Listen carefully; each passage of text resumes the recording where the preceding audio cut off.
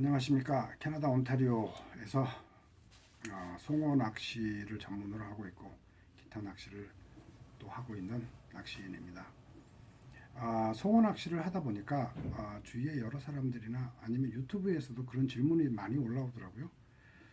송어 낚시를 하기 위해서는 어떤 준비를 해야 되고 또 꼭 그런 준비를 해야 됩니까? 하는 질문이 들어오는데 저는 그렇습니다. 저도 한국에서 수입을 해서 바다 낚싯대도 써보고 여기서 짧은 데도 써보고 여러 가지를 해봤습니다. 낚시라는 게 뭐 던져서 물리면 잡으면 되는 거 아니냐 이렇게 말씀을 하시는데 송어란 고기가 참 그렇게 쉽게 잡을 수 있는 고기는 아니더라고요. 그래서 저도 이제 마지막으로 이곳에 아주 최적화되어 있는 낚싯대를 구입해서 아주 즐겁게 낚시를 하고 있습니다. 그래서 그 낚싯대에 대해서 설명을 드리도록 하겠습니다. 자, 현재 제가 사용하고 있는 낚싯대는 이런 겁니다. 자, 전체 화면을 보여드릴 수는 없지만 길이는 13피트를 사용하고 있습니다.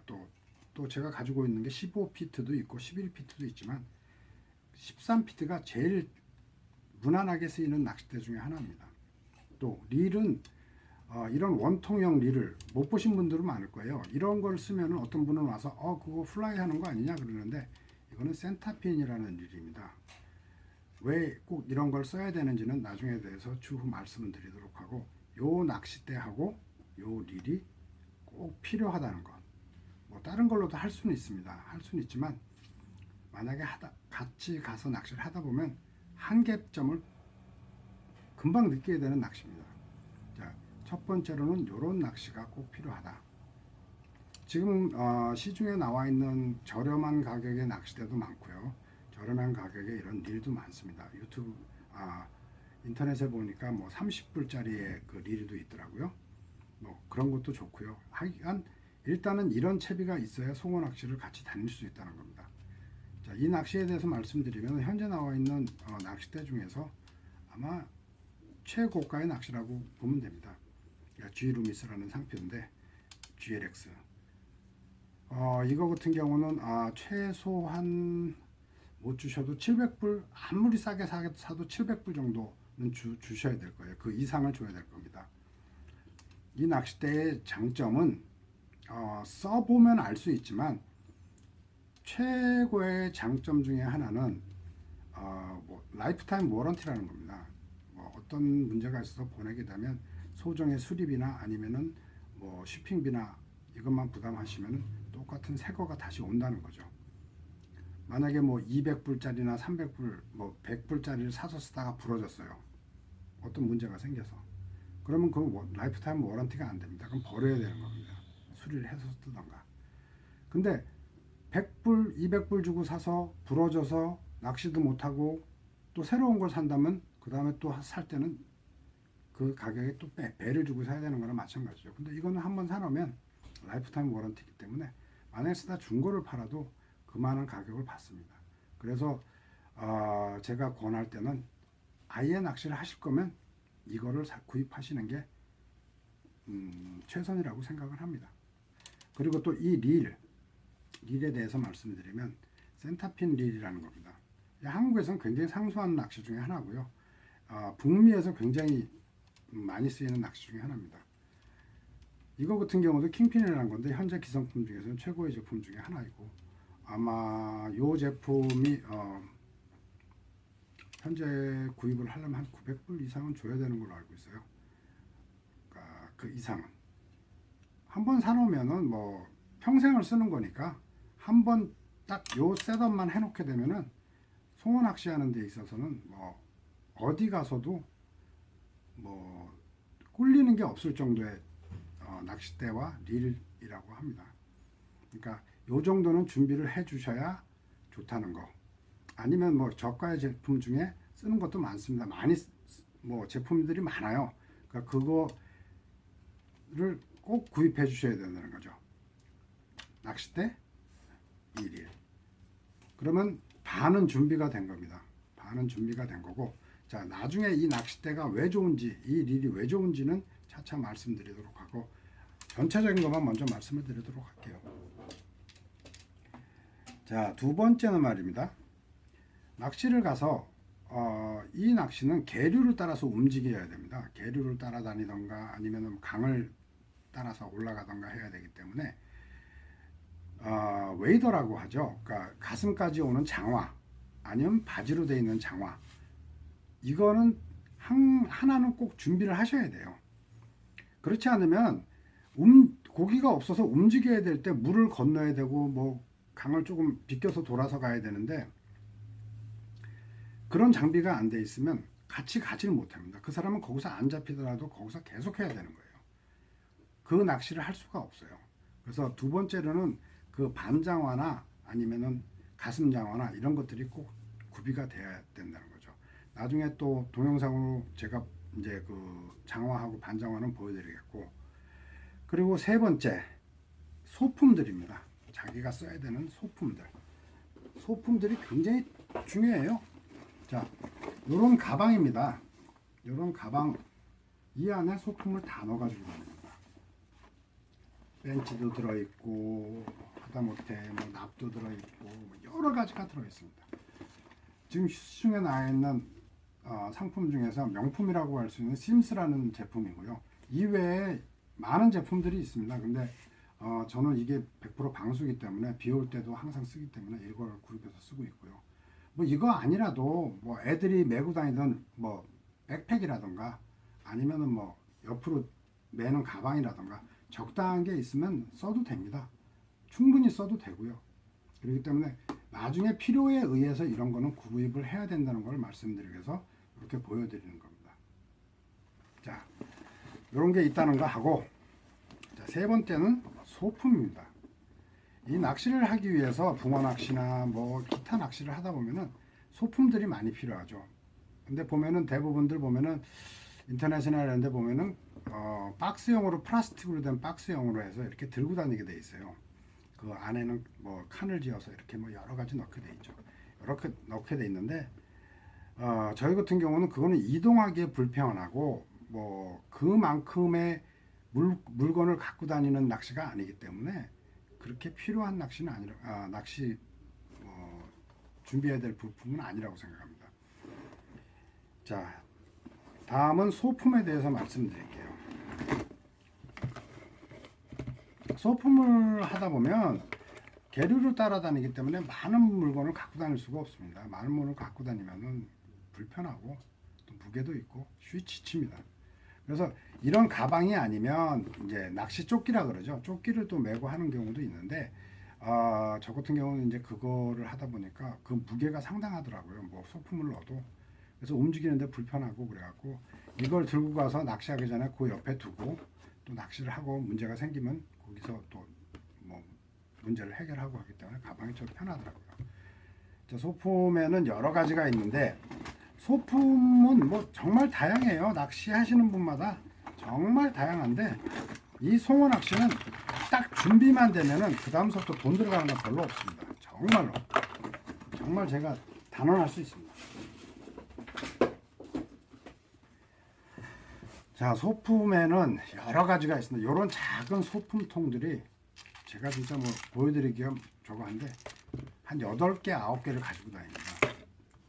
요 안에 컴팩트하게 모든 걸 다 준비해 갖고 다니는 거죠. 그리고 어떠한 유사시에 문제가 생겼을 때 여기서 꺼내서 쓰고, 계류를 따라서 낚시를 하는 거기 때문에 밑걸림도 많고 나무도 많고 뭐 굉장한 그 변수가 많습니다.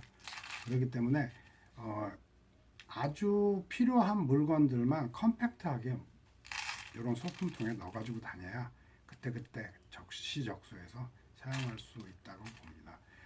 차후에 이제 이런 소품에 대해서도 디테일하게 설명을 드리겠지만 지금 현재 이런 것들이 있다는 것만 아시고 준비를 하시면 된다고 봅니다. 제가 아는 분 중에도 송어 낚시를 하고 싶은데 이것저것 구입을 했는데 나중에는 전부 무용지물이 되는 경우가 많습니다. 그러니까 차차 저의 유튜브를 보시면 아마 그래도 많은 참고가 되고 뭐 헛되게 지출하는 부분이 없지 않을까 그렇게 생각을 합니다. 자, 첫 번째는 납입니다. 납. 이 안에 납이 종류별로 있습니다. 작은 거, 뭐 그보다 더 작은 거, 중간 사이즈, 아니면 큰 사이즈, 뭐 이런 식으로 납을 넣어 가지고 다니는 통입니다. 이 낚시를 하는 데 있어서 이 납의 역할은 굉장히 중요합니다. 그래서 요거는 호수별로 꼭 챙겨 가지고 다녀야만 되는 필수품 중에 하나입니다. 납도 여러 가지 살 필요 없습니다. 각 한 회사 한 제품만 사면 됩니다. 그래야 나중에 가서 버릴 일도 없고 그것만 쓰면 되니까요. 자, 이건 납이 있다는 것 하고요. 두 번째, 찌입니다. 찌. 자, 이 찌는 이것 또한 나중에 이제 디테일하게 말씀을 드리겠지만, 찌는 아까 말씀드린 거랑 동일해요. 가서 보면은 물이 빠른 경우도 있고, 물이 없는 경우도 있고, 물이 천천히 흐르는 경우도 있고, 굉장히 많은 변수가 있습니다. 그때 변화를 주기 위해서는 그 적시적소에 맞는 그런 찌를 갖고 다녀야 되는 거죠. 항상 그 무게, 뭐, 그 뽕돌 이렇게 해갖고는 고기를 잡을 수가 없어요. 어느 날은 입질이 들어왔는데 0.5cm 들어갑니다. 찌가.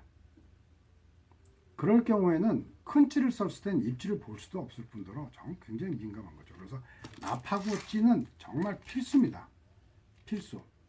자, 다음은 바늘입니다. 바늘. 세 개 중에서 제일 같이 정말 필요한 것 중에 하나예요. 바늘이 없으면 낚시를 할 수가 없습니다. 그러니까 바늘도 종류별로 몇 개씩 가지고 다니는 게 좋고요. 또 뭐 호수별로 가지고 다니는 것도 좋고. 근데 이 안에는 바늘만 있는 게 아니라 고무라던가 찌고무라던가 뭐 기타 작은 부품들이 이렇게 갖고 다닙니다. 유사시에 쓰기 위해서. 그래서 바늘도 종류별로 이렇게 갖고 다니기 때문에 이 바늘도 굉장히 중요하다는 거죠. 제가 나중에는 이제 뭐 정말로 필요한 물건들을 가게에 가서 낚시 가게에 가서 구입을 하면서 요것이 꼭 필요하다는 거는 제가 다시 올려드리도록 하겠습니다. 자, 그 다음 이런 소품통들이에요. 굉장히 쓸모없는 소품통일 수도 있어요. 이런 소품통 쓰다 하다 보면 필요합니다. 그러니까 이런 소품통들을 여분으로 항상 한 서너 개는 구입을 해 놓으시면 굉장히 편해요. 자, 이런 것도 편하게 쓰게끔 자석으로 돼 있어 가지고 안에다가 간단하게 몇 가지만 넣어 갖고 다니죠. 자,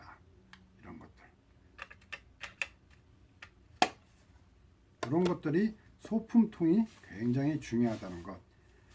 그리고 그 다음으로 또 필요한 것들은 플라이통이라고 합니다. 송어가 알을 안 먹거나 아니면은 뭐 어떠한 경우에 의해서 정말 플라이를 먹는 경우가 있어요. 그럴 경우를 대비해서 이렇게 플라이를 넣어 가지고 다닙니다. 그러니까 종류별로 몇 가지씩만. 그렇기 위해서는 플라이통을 이렇게 준비해서 종류별로 가지고 다니시는 것도 굉장히 유용한 방법 중에 하나입니다. 자, 이건 이렇게 쏟아지기 때문에 자, 이렇게. 자, 낚시를 하다 보면 주위에서들 보면 바닥에다 던져가지고 그냥 꼽아놓고 이렇게 기다리는 게 있고, 그게 정적인 낚시 중에 하나죠. 그냥 꼽아놓고 기다리는 겁니다. 먹을 때까지. 그런 것과 이건 동적인 낚시입니다. 계곡을 찾아다니면서 고기가 있을 만한 데다가 항상 던져가지고 그 고기를 찾아내서 잡는 고기이기 때문에 굉장히 운동도 많이 되고 또 정신 건강에도 굉장히 좋다고 봅니다. 그래서 일단은 제가 15분짜리 영상을 찍기 위해서 간단하게나마 이렇게 소개를 해드렸어요. 한 가지가 빠졌네요. 죄송합니다. 라인입니다. 리더 라인이라고 하죠. 본 라인이 아니고 리더 라인. 이건 물속에 들어가면 보이지 않는다 그래가지고 플로라 카본 중이라는 걸 씁니다. 이 줄에 대해서도 제가 나중에 상세하게 말씀을 드리도록 하겠습니다. 요거를 가지고 다니면서 줄이 끊어졌던가 아니면 이럴 때 항상 가방에 배치했다가 빼서 쓸 수 있도록 요거. 그러니까 제일 중요한 게 자, 줄, 바늘, 기타 납 이렇게 네 가지 굉장히 중요합니다. 찌. 요것만 일반 구비가 돼도 낚싯대하고 가방하고 요것만 일반적으로 구비가 돼도 플로팅 하는 데는 전혀 이상이 없습니다. 오늘은 여기까지 하고요. 다음에는 좀 더 디테일하게 소개를 드리도록 하겠습니다. 감사합니다.